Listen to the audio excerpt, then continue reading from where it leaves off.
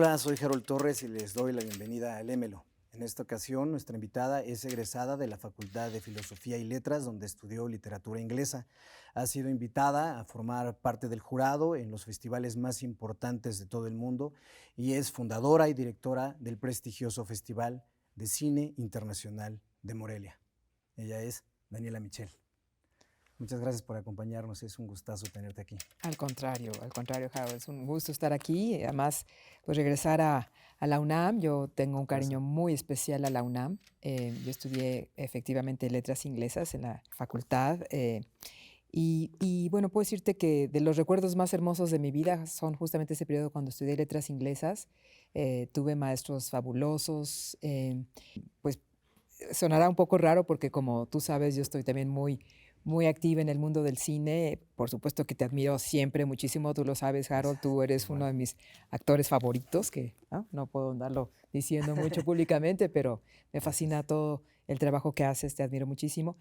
Pero yo sí quiero comentarte que para mí, sobre todo, la literatura de siglos pasados tiene un especial atractivo para mí, ¿no? Eso siempre ha sido cierto. Y de hecho, mi tesis de literatura es sobre Mary Elizabeth Braddon, que fue una escritora victoriana, muy amiga también ella de Wilkie Collins, de Charles Dickens, y ella es una de las practicantes de lo que se llama sensation novel, de la cual Wilkie Collins es el máximo maestro. Entonces, yo siempre he seguido muy de cerca siglo XIX. Es más, si un día que me hagas el honor de ir a mi casa, verás que prácticamente toda mi biblioteca es del siglo XIX, no solamente de literatura inglesa, francesa, italiana.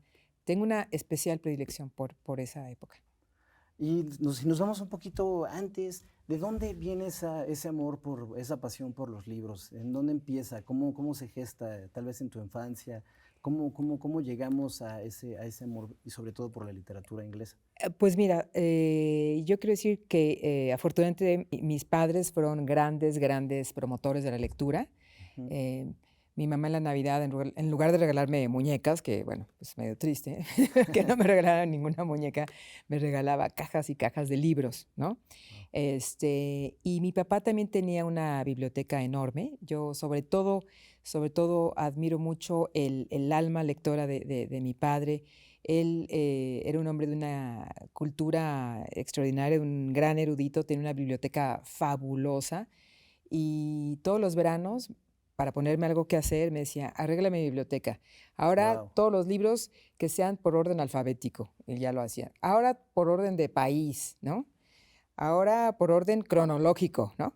Entonces, yo realmente me la pasé meses y meses, viendo sus libros. Había libros que, por ejemplo, me decía, estos no los vayas a leer porque son demasiado avanzados para ti. Por ejemplo, Lolita, que acabo de ver por allá. Y por supuesto que eran los Les primeros da, que yo, ¿sabes?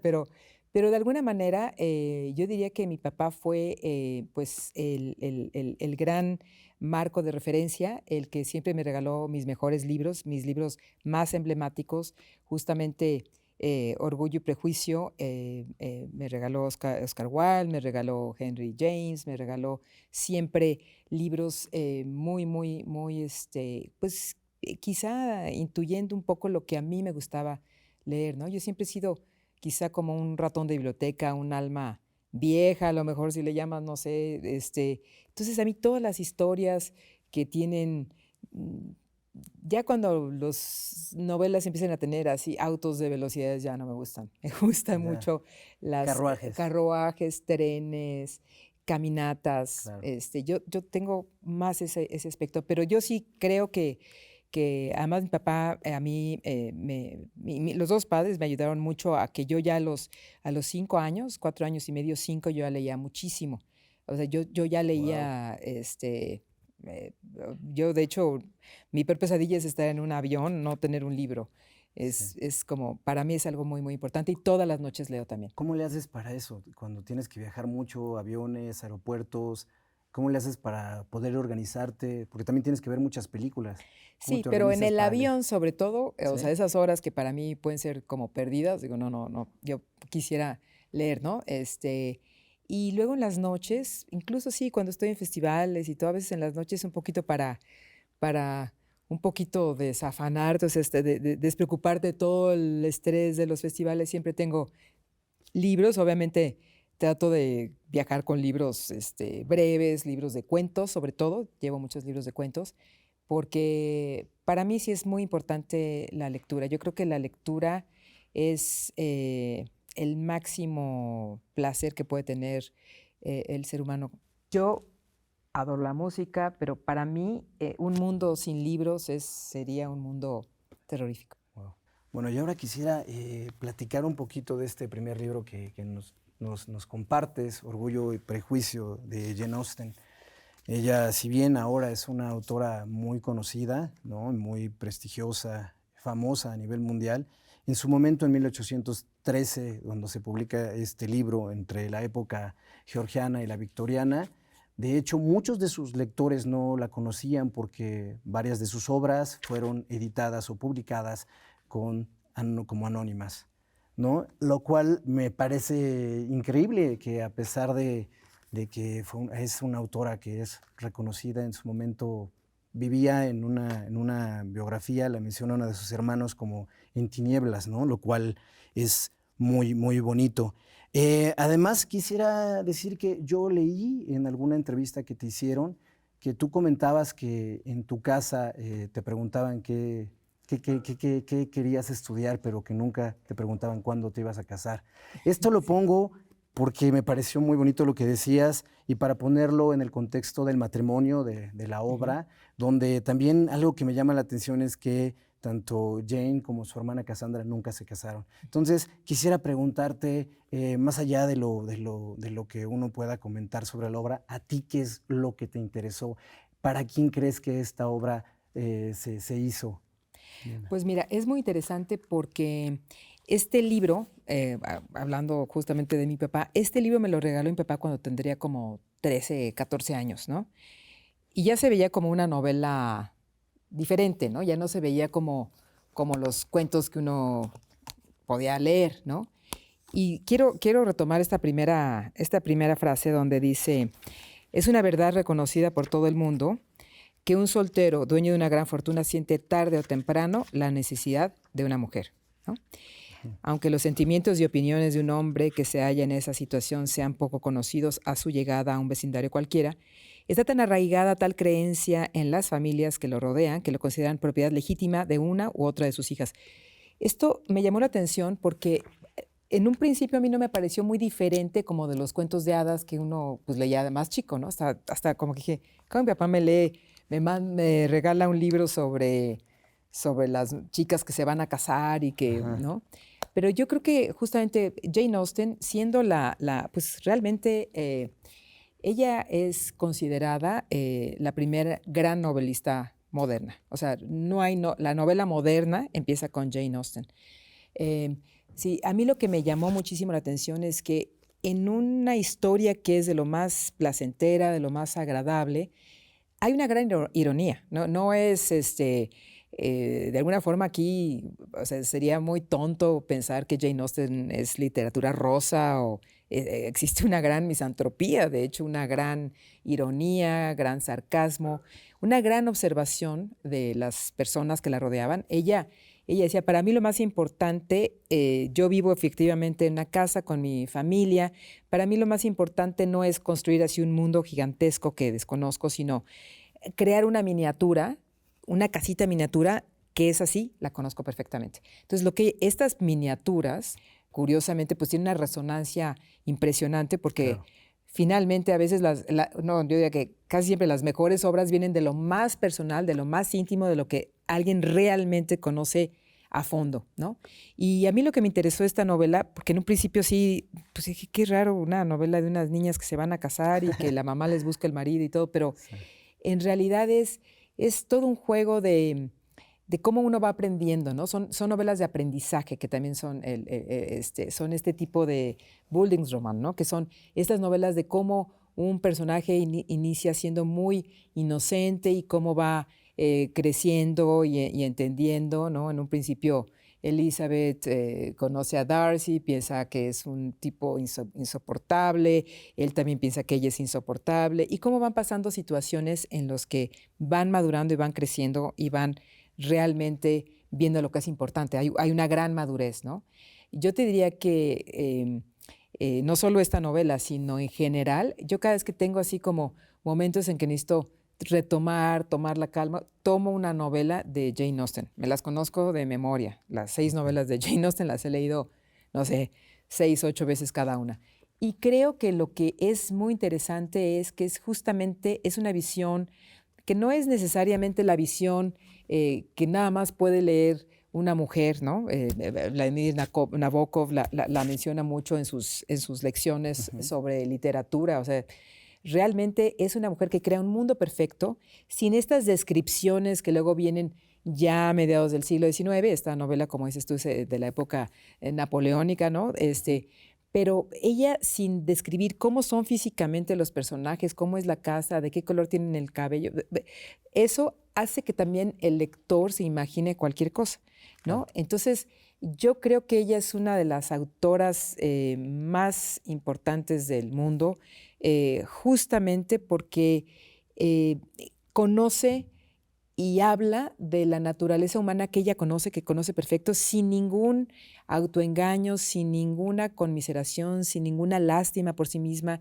Ella tuvo una historia pues triste porque al parecer sí se había querido casar, el papá no la dejó, esto se ve luego en la novela Persuasión, pero ella era absolutamente... he visto sus manuscritos, soy tan fan que he ido así a ver sus manuscritos y parece que le dictaba Dios Padre, porque era así, o sea, pero no hay ningún tacho, se escribía todo como tenía una visión realmente increíble. Ok, me gustaría pasar a leer un poquito Claro.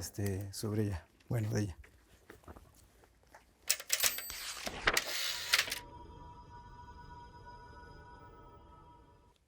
Jane se encontraba todavía muy mal, y Elizabeth no la dejaría hasta más tarde, cuando se quedó tranquila al ver que estaba dormida, y entonces le pareció que debía ir abajo, aunque no le apeteciese nada. Al entrar en el salón, los encontró a todos jugando al Lu. Inmediatamente le invitaron a que les acompañase, pero ella, temiendo que estuviesen jugando fuerte, no aceptó, y utilizando a su hermana como excusa, dijo que se entretendría con un libro durante el poco tiempo que podría permanecer abajo. El señor Hortz la miró con asombro. ¿Prefieres leer a jugar?, le dijo. Es muy extraño. La señorita Elizabeth Bennet, dijo la señorita Bingley, desprecia las cartas. Es una gran lectora y no encuentra placer en nada más. No merezco ni ese elogio ni esa censura, exclamó Elizabeth. No soy una gran lectora y encuentro placer en muchas cosas, como por ejemplo en cuidar a su hermana, intervino Bingley. Y espero que ese placer aumente cuando la vea completamente repuesta. Elizabeth se lo agradeció de corazón y se dirigió a una mesa donde había varios libros. Él se ofreció al instante para ir a buscar otros, todos los que hubiese en su biblioteca.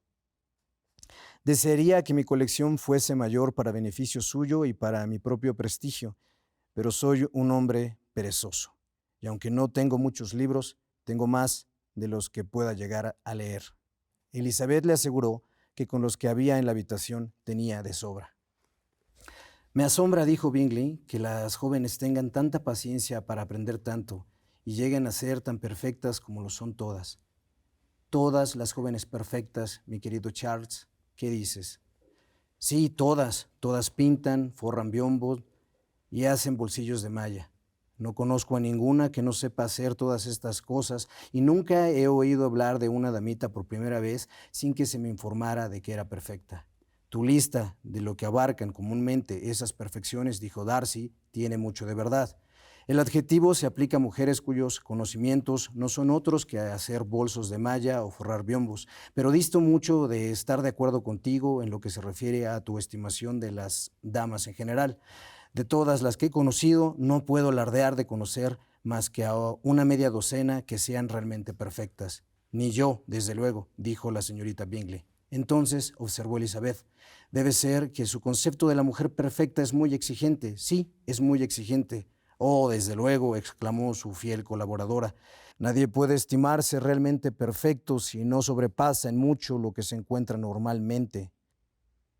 Una mujer debe tener un conocimiento profundo de música, canto, dibujo, baile y lenguas modernas. Y además de todo esto, debe poseer algo especial en el aire y manera de andar, en el tono de su voz, en su trato y modo de expresarse, pues de lo contrario no merecería el calificativo más que a medias.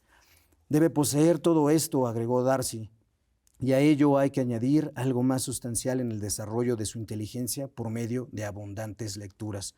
No me sorprende ahora que conozca solo a 6 mujeres perfectas. Lo que me extraña es que conozca a alguna. Tan severa es usted con su propio sexo que duda de que eso sea posible. Yo nunca he visto una mujer así. Nunca he visto tanta capacidad, tanto gusto, tanta aplicación y tanta elegancia juntas como usted describe. La señora Hortz y la señora Bingley protestaron contra la injusticia de una implícita duda, afirmando que conocían muchas mujeres que respondían a dicha descripción, cuando el señor Hortz las llamó al orden quejándose amargamente de que no prestasen atención al juego. Como la conversación parecía haber terminado, Elizabeth no tardó en abandonar el salón. Ya ves la Es- ironía, ¿no? No es nada rosa, digamos, para ¿no? nada. Pero para nada, es muy crítica, muy crítica. Sí, nos habla de una época, ¿no? O sea, no solo de una época, pero también de una, no solamente de la época, yo creo que también ahora que lo estábamos leyendo y bueno, viendo la luz ahora de la revolución cultural que ha habido, ¿no? En realidad todo lo que se les exige a las mujeres, ¿no? Tienen que ser perfectas, ¿no? Las que no sean perfectas, ¿cuáles son perfectas? En realidad, pues no hay nadie perfecto, ¿no? Hombre, mujer, no ha habido nunca nadie perfecto. Pero yo siento que esa es una visión muy rebelde, la que tiene Elizabeth, ¿no? Es un personaje siempre rebelde. Todas las heroínas de las otras novelas de Jane Austen son mujeres muy rebeldes que no se conforman con el destino que está preparado para ellas, ¿no? Ellas siempre son como outsiders. Entonces, yo creo que en este sentido no es tanto, o sea, esto se podría, digamos, contextualizar y a lo mejor una persona en esta época podría igual pensar así. O sea, yo creo que en ese sentido radica la universalidad de ella. Yo creo que ella tiene siempre una distancia muy crítica. Ella no es nada autocomplaciente. Ella es muy severa tanto con los hombres como con las mujeres, con la humanidad en general. Yo siento que por eso su obra pervive. Yo creo que no hay como una, en este caso tú lees, no hay comentarios sobre las costumbres, el perrito que anda por aquí, el sillón bonito de florecitas, o sea, es todo como muy parco, ¿no? Órale, eres súper conocedora del tema. No, bueno, pues Oye, tenemos que ir a una pausa sí, para claro que regresar sí. a platicar un poquito más. No se vayan porque vamos a seguir hablando con un especialista de este género literario. Regresamos en breve al Émelo.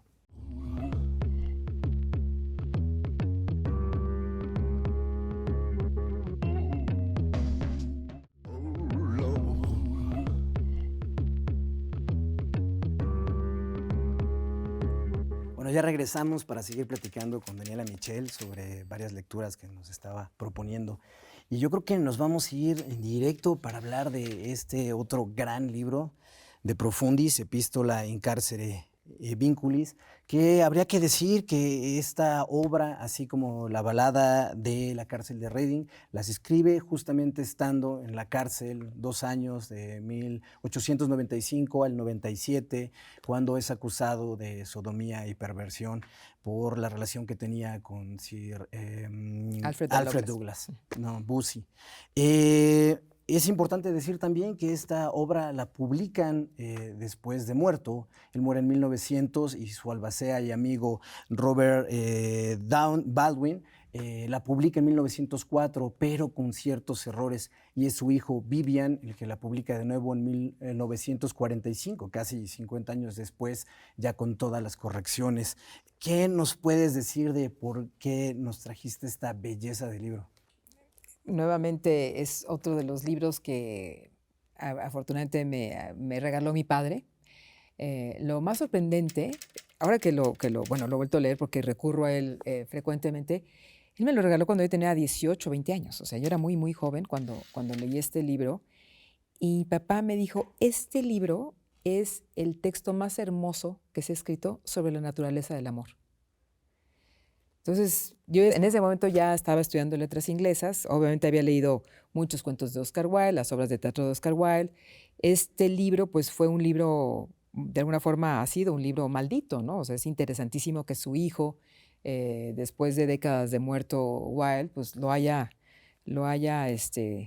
pues, editado con todas las correcciones, porque incluso los hijos de Wilde tuvieron que cambiar de nombre con todo el escándalo que se suscitó.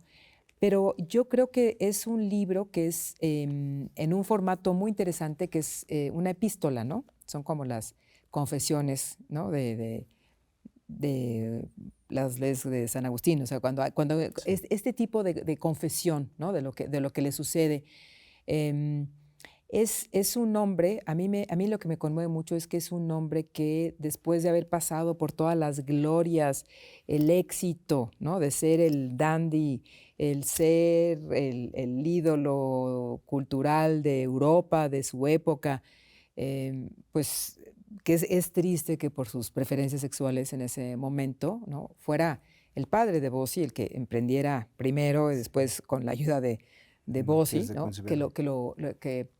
que lo encarcelaran, ¿no? Sí. Ahí también, ahorita que mencionas lo de la cárcel de Reading, también hay una frase que siempre me acuerdo de ella que dice, uno siempre mata lo que más quiere, ¿no? Es esa de las cosas también que son este tipo de epigramas, este tipo de frases que eran interesantísimas siempre de Oscar Wilde, ¿no? Que nunca deja de ser como las paradojas, ¿no? O sea, si Dios quiere castigarnos, nos concede lo que les pedimos, siempre tiene este tipo de frases, pero yo creo que en este caso Oscar Wilde se abre, es una confesión, ¿no? Una autoconfesión a sí mismo incluso, menciona a sus padres, menciona a su madre, menciona pues la nobleza, ellos venían de una familia aristocrática en Irlanda, él se avergüenza de cómo llegó ahí, ¿no? Él empieza a valorar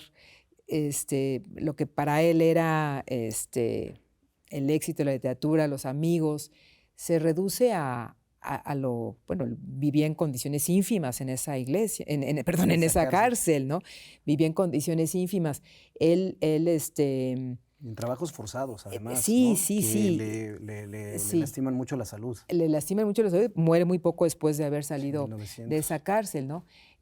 Pero yo creo que ese es un texto que habla de todas las contradicciones de lo que es el amor, ¿no? Es como decir, pese a que Bossi me ha hecho esto, ¿no? Alfred Douglas me ha hecho esto, lo desprecio y lo amo, ¿no? Es algo muy fuerte, es algo que pocas veces se logra comunicar de una forma en la que se entienda cabalmente, ¿no? Porque muchas veces, no, esto era sádico, perdón, era masoquista, ¿cómo es posible que permitiera? Pero él, al describir esa naturaleza de lo que es el amor para él, es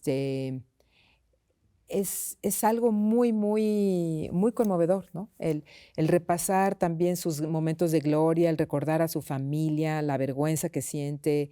Él, por ejemplo, menciona cada rato esta parte de dinero, ¿no? Cuando salga no tendré dinero. Y las cuentas exactas. Las cuentas exactas, ¿no? Eso es algo muy interesante, ¿no? Yo creo que con todo lo que vive, con todo lo que sufre por Bossi, o sea, tampoco queda, él no dice, yo quiero que se desaparezca, o sea, él siente amor todavía por una persona que es una persona repugnante, ¿no?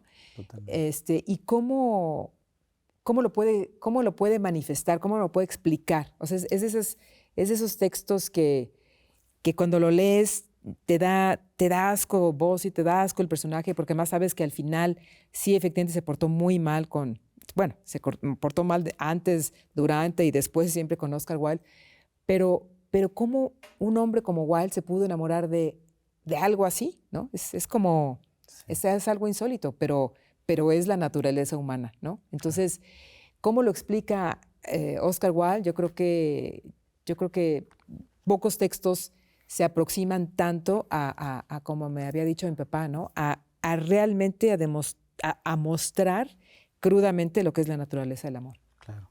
Me gustaría leer un fragmento para mostrarle al público de qué estamos hablando, si me permites.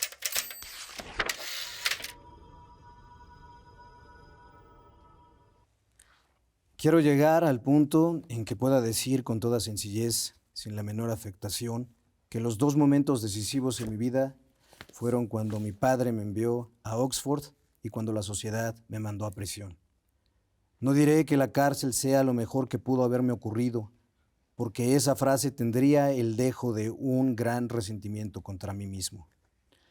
No importa mucho, sin embargo, lo que yo diga o digan los demás, o lo importante, lo que está frente a mí, lo que debo hacer si no quiero estropear, frustrar y dejar incompletos los días que me restan de vida, es absorber en mi naturaleza todo lo que me han hecho, volverlo parte de mí mismo, aceptarlo sin quejas, miedo ni asco. El supremo vicio es la limitación de espíritu. Todo lo que se comprende está bien. Al principio de mi encarcelamiento, algunos me aconsejaron que tratara de olvidar quién era yo. Fue un mal consejo. Solo en entender quién soy he hallado consuelo.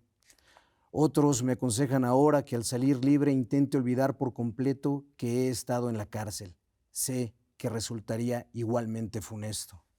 Rechazar nuestra experiencia significa detener nuestro desarrollo. Negar nuestras experiencias es poner una mentira en labios de nuestra propia vida. Equivale a una negación del alma.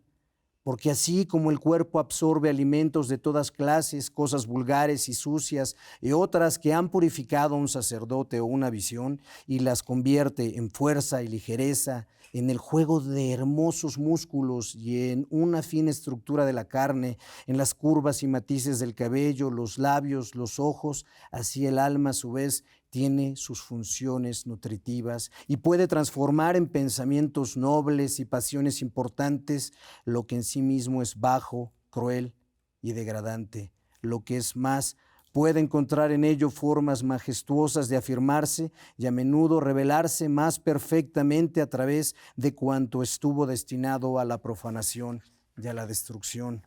Debo aceptar francamente el hecho de haber sido preso común en una cárcel común.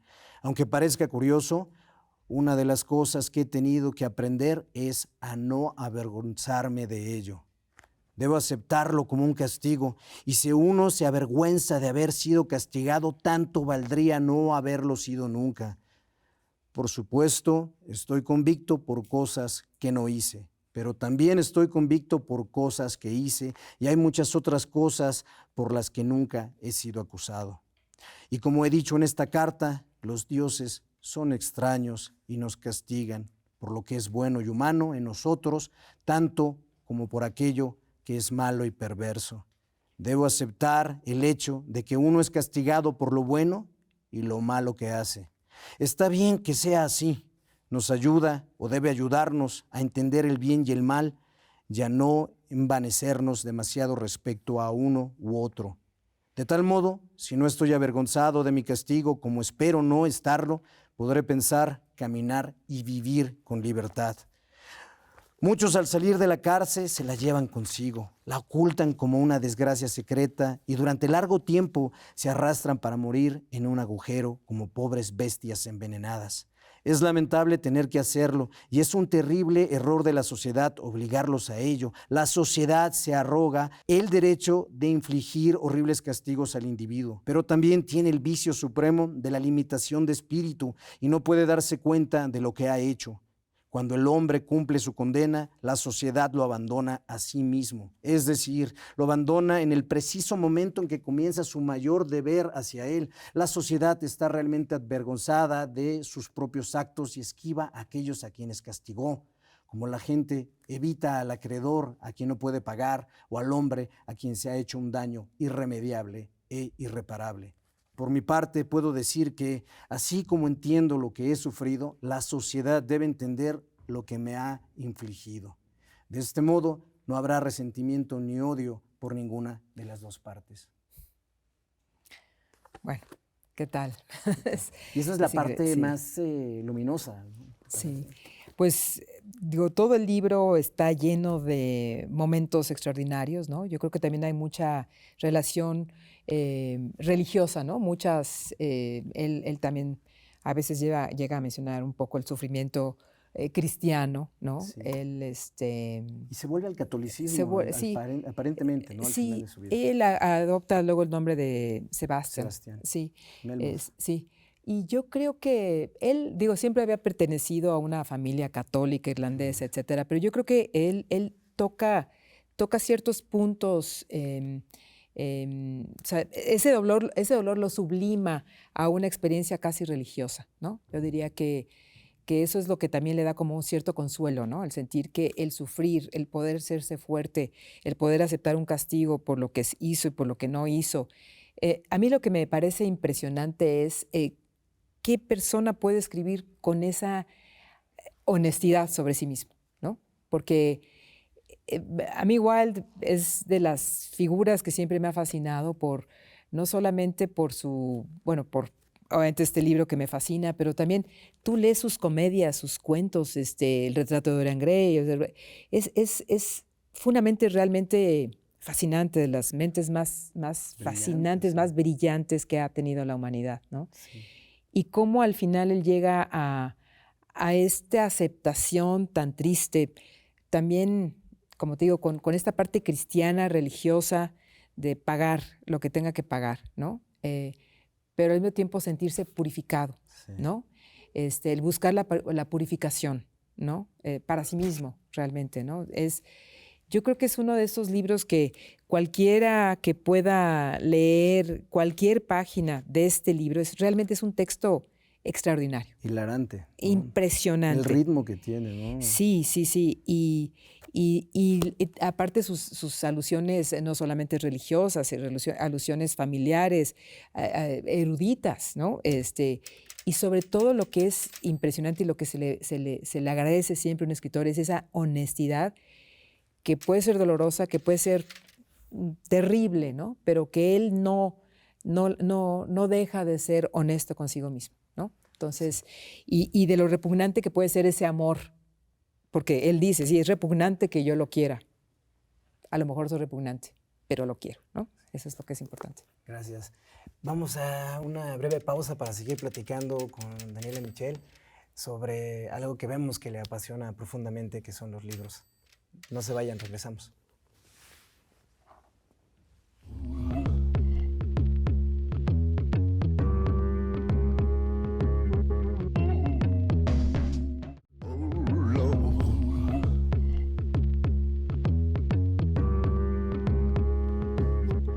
Bueno, ya regresamos para seguir platicando con Daniela Michel sobre literatura y en este bloque me gustaría irnos a la literatura sobre cine. Tenemos varios libros importantísimos como El cine según Hitchcock de Truffaut, tenemos también Misterios de la Sala Oscura de Fernanda Solórzano y un invitado frecuente de tu festival, Tarantino, acaba de sacar un libro también sobre cine.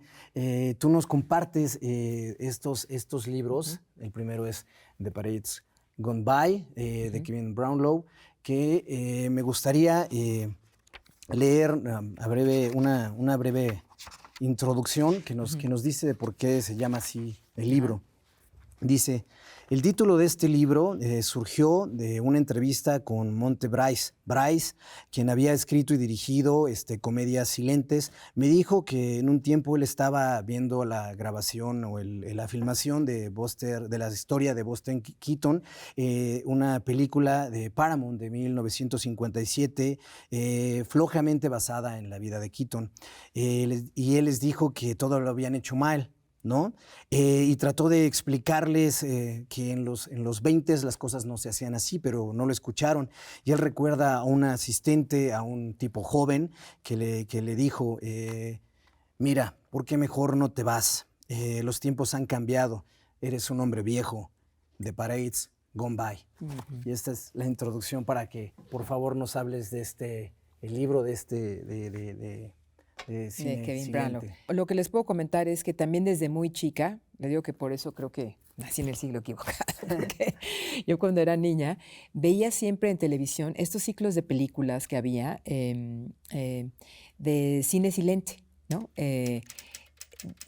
Siempre me llamó la atención, no sé por qué, pero así como había niños que veían caricaturas, a mí me impactaba ver a Mary Pickford y a Lillian Gish corriendo por la pantalla. Me llamaba tanto, tanto la atención, como que se tendió un puente hacia mí, ¿no? Del cine silente, que siempre, siempre, siempre me ha gustado. Entonces, desde muy niña traté de conocer más, porque no había como mucho material a la disposición de la historia del cine silente o cómo se hacían antes las películas, ¿no? Digo, siempre también me gustó mucho, iba yo con mis papás mucho al cine, iba mucho al CUC, yo siempre he sido muy, muy cinéfila, pero la parte del cine silente era como un misterio, era como otro mundo, otro universo, otro planeta. ¿De dónde salen estas personas? ¿Cómo se hacían las películas? Tú ves así un lujo impresionante cuando ves películas de Griffith, cuando ves así reconstrucciones impresionantes de Babilonia, en fin, ¿no? De Egipto, hay como las películas de Cecil B. DeMille donde ves así como todo tan estrafalario. Entonces, decía, pero este mundo, ¿cómo era? ¿No? Me llamaba mucho la atención. Y un día me encontré este libro de Kevin Branagh, que es una persona a la que he tenido la suerte de ver de lejos, porque yo soy su gran admiradora y es un hombre muy mayor, pero es bueno, los grandes, grandes especialistas en cine mudo, que además es tristísimo. Solamente del cine mudo, lo que sobrevive hasta nuestros días, se ha perdido el 80%. Solamente el 20% de todas aquellas producciones que se hicieron sobreviven. Entonces, es muy, muy poco lo que existe, ¿no?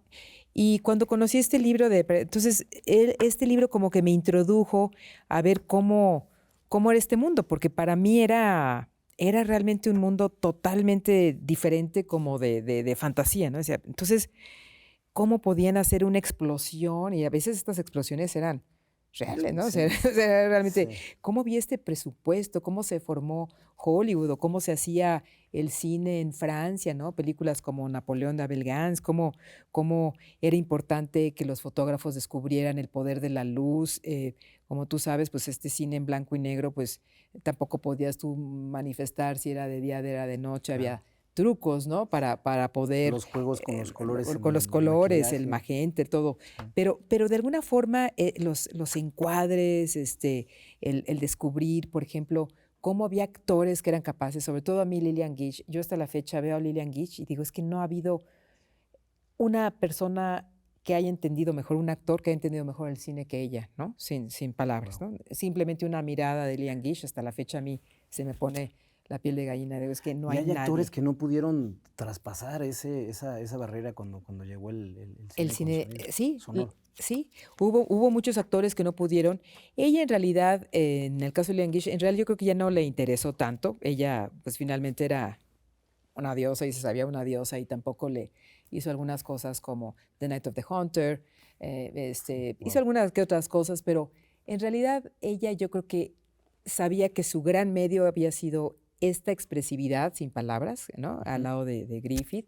Eh, pero este libro, la verdad, me emocionó mucho cuando lo encontré y lo conocí porque me explicó, tiene muchísimas ilustraciones además, me encanta, lo que era el sistema pues también de producción, te digo, de iluminación, luego había, por ejemplo, excursiones enormes de producciones que se iban a Europa para reproducir o recrear, luego en Hollywood, cosas. Era una época realmente, pues, loquísima, ¿no?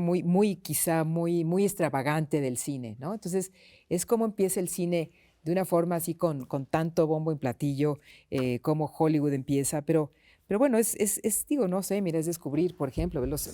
la maravilla, ¿no? De los contrastes, se iban a las ciudades, recreaban con miles y miles de extras. Es algo interesantísimo. Entonces, a mí me llamó mucho la atención que existiera este libro porque me fue como mi guía, porque pues la verdad en este entonces yo no encontré otro libro que me pudiera explicar un poco lo que era la historia del cine mudo, así con tantas gráficas y tantas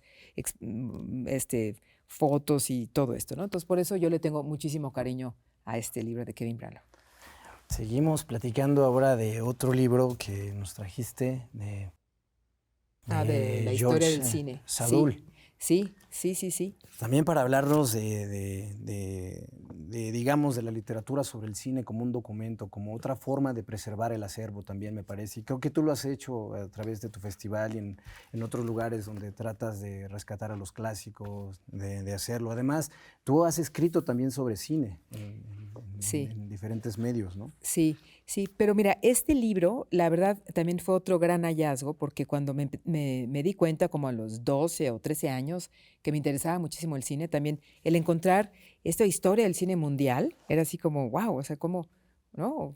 Y la verdad es un gran precursor, porque este hombre pudo tener acceso a muchísimos documentos y no me puedo ni siquiera imaginar o sea, la laboriosidad que tuvo que tener para poder tener una visión global del cine de décadas, ¿no? Sin dejar Sí. pasar esta parte, este episodio, este autor, estas producciones, estos cambios tecnológicos. Es impresionante. Este libro a mí me parece fundamental para todo aquel que quiera, es como la base incluso como de toda la historia del cine, o sea, el primer gran como historiador del cine del mundo. Y yo creo que a mí me contagió muchísimo, ¿no? El leer este libro es una referencia constante para mí porque, pues digo, obviamente hay quizá estudios ya mucho más especializados sobre cierta época, sobre tal, pero como un recuento general, o sea, como todo el cuento es así como la vuelta al cine en esto, ¿no? O sea, todo el origen del cine en un volumen, ¿no? En ver las intenciones, los experimentos, las tecnologías, las actitudes, los mercados, la parte cultural, todo, obviamente, ¿no? Las guerras, todo lo que pasó. Este libro realmente a cualquier cinéfilo que se precie de serlo, lo tiene que leer, porque además ha estado en circulación, Desde pues el no, 45. sí, Sí. imagínate, entonces lleva en circulación. Yo le tengo muchísimo cariño a este título porque realmente me dio como la clave también de entender, ya que empecé a leer esto del cine mudo y decir, bueno, pero claro, toda la parte cultural de los hermanos Lumière, Sí. obviamente de Méliès, en fin, todo el prodigio y viniendo también, la verdad, de Sí. un académico francés, ¿no? También con acceso y con ese amor, la verdad, que le tienen los franceses, que no Al lo tiene cine, ningún otro claro. país, al cine, ¿no? Sí. Porque eso sí hemos de reconocerlo, que no hay país que ame tanto al cine como Francia. Así que yo realmente se lo recomiendo muchísimo. Sí. Voy a leer un fragmento del libro para que quien nos está viendo y escuchando vea de qué estamos hablando.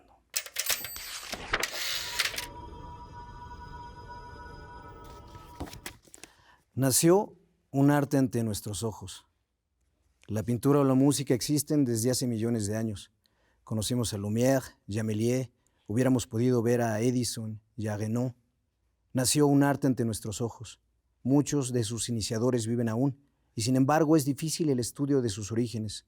En una época en que los hombres conservan los menores testigos de sus menores actos, los archivos de este arte naciente casi se han volatilizado antes de que haya empezado a saberse que el cine había elaborado un lenguaje nuevo. El investigador tiene, pues, que obrar como un paleontólogo, reconstruir un animal basándose en algunos huesos, a la vez que desea que no vengan a echar abajo sus hipótesis de descubrimientos posteriores. Queda por escribir la historia del lenguaje empleado por las sombras chinescas o la linterna mágica, primeras narradoras ingenuas de cuentos en imágenes. Pero, bien visto todo, esos dos espectáculos ópticos apenas influyeron en la narración del film más que la literatura, el teatro, la pintura o cualquier otro arte noble, las estampas de Épinal, los almanaques, los títeres, la caricatura o cualquier otro arte popular o menospreciado. después pudo un arte nacer ante nuestros ojos, porque no surgió en una tierra virgen y sin cultivo. Se asimiló rápidamente elementos que tomó de todo el saber humano. Lo que constituye la grandeza del cine es que es una suma, una síntesis también de otras muchas artes. El cine es también una industria y otras muchas cosas. Luis de Luca. Van Gogh murió sin haber vendido un solo cuadro. Rimbaud hubiera podido desaparecer dejando solo el manuscrito de sus poemas. No por eso dejaron sus obras de abrirse camino después de ellos. Habían podido elaborarse al precio de compra poco dispendioso de papel y tinta, de lienzos y colores.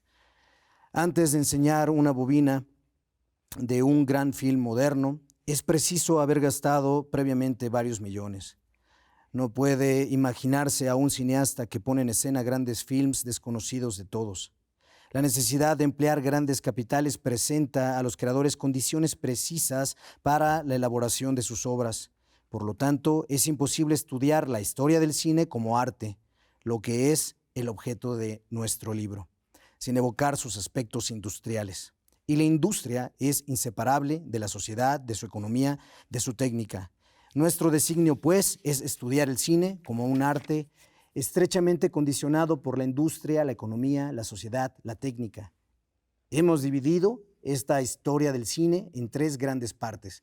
El arte mudo, 1895-1930, los comienzos del cine hablado, 1930-1945, la época contemporánea, 1945-1962, y en fin, 6 capítulos estudian los cines de América Latina, de Asia, de África, los films animados, las nuevas técnicas y las nuevas olas. Sí, pues es que imagínate emprender este estudio cuando el cine estaba así tan recientemente inventada. Sí, ¿no? sí, sí. Sí, así que es increíble. Sí, yo le di nada más una ojeada, por ejemplo, a la parte donde habla del cine en Mongolia, ¿no? Y cómo empezaba y cómo la URSS tuvo mucha influencia, etcétera, etcétera. Pero sí es un librazo para todos los que gustan de esto. Exacto, exacto, exacto. Oye, ¿y tú lees mucho sobre literatura de cine? Sí, sí leo de literatura de cine, sí, sí. ¿Y qué otras recomendaciones nos podrías dar sobre o qué estás leyendo ahorita? Más fácil. Bueno, por supuesto, estoy, y me fascina el libro de Fernanda Solórzano, que acabas de mencionar. Sí. Yo la admiro mucho, la quiero muchísimo. Y ahorita de cine, justamente estoy leyendo un libro, que es la biografía, porque de hecho me fascinó como personaje, de Robert Mitchum, ¿no? Wow. Que ahorita mencionaste sí, la película. fíjate, sí, porque justamente acabo de ver un ciclo y como que me llamó la atención, pues el rango y su figura así única, ¿no? Me encanta mucho, me encantan también los libros de Mark Cousins, ¿no? De Story of Film también. Todos estos libros de Story of Film son buenísimos, se los recomiendo, de Mark Cousins. Están traducidos al español. No es como The History of Film, es como The Story, o sea, como la historia, sí. ¿no? Pero no la historia de History, sino como la historia como el cuento, ¿no? Y también tiene un libro él muy bueno, acompañado de unos Blu-rays buenísimos sobre las mujeres pioneras en el cine, también muy, muy bueno. Mark Cousins, yo también leo muchísimo a Mark Cousins. Y bueno, pues ahorita no he podido leer mucho porque estoy ahorita en los preparativos ya previos del festival, pero sí trato de leer. Por supuesto, el libro que tú también mencionas, el de Truffaut, con una entrevista a Hitchcock, pues creo que es de los libros clave, ¿no? Para entender Que también Guillermo del Toro hizo un libro sobre Hitchcock, me parece. Exactamente, ¿verdad? exactamente, sí. Ese libro que también es buenísimo, ¿no? Otro libro que es clave para mí es Mi último suspiro, de Luis Buñuel. Es un libro magnífico también. Sí. Hay libros así como muy, muy claves, ¿no? Muy emblemáticos. Y bueno, obviamente ya con todas las redes y toda la información que hay muchísima información de nuevos directores y todo, pero a mí me ha interesado mucho también, por supuesto, de cine mexicano. Trato de leer. Ahorita me acabo de leer una una historia muy interesante sobre los hermanos Revueltas. Digo, porque desde, ¿no? Desde el guionista, ¿no? Silvestre Revueltas, perdón, José Revueltas, el músico Silvestre Revueltas, la actriz también, yo creo que hay episodios y cosas importantísimas del cine mexicano. Yo creo que obviamente el libro monumental que hizo García Riera sobre el cine mexicano, pero también es básico, ese es básico, básico. Me gusta mucho también leer sobre el film noir. He leído muchas cosas de film noir, Eddie Muller. La verdad siempre tengo muchísima curiosidad, pero creo que ahorita también estaba hojeando un libro muy bonito sobre Julio Bracho, a quien admiro muchísimo. Hay muy buenos libros sobre Gabaldón. Son de mis cineastas favoritos. ¿Y puedes leer varios libros a la vez? O, sí, sí, la verdad es que tengo, en mi mesita de noche tengo así como un alterito, los voy intercalando. Sí, y a veces así leo, por ejemplo, 6 páginas de uno y luego otro, pero sí, la verdad es que sí, incluso cuando a veces si estoy comiendo sola y todo, siempre traigo mi libro así, o sea, sí, siempre, la verdad es que sí leo muchísimo. Sí, se Me nota, encanta. se nota. Me encanta. Sí. Pues muchísimas gracias por acompañarnos, Daniela. Ha sido un placer platicar y que nos ilustraras con todo lo que conoces, sobre todo de estos libros. Pues nada, esperemos que volvamos a coincidir para platicar de más cosas. Pues muchas gracias por habernos acompañado. Gracias a TV UNAM, a Canal 22, al staff y a toda la producción que hacen posible este programa. Los invitamos a que no se pierdan el siguiente programa de Lémelo.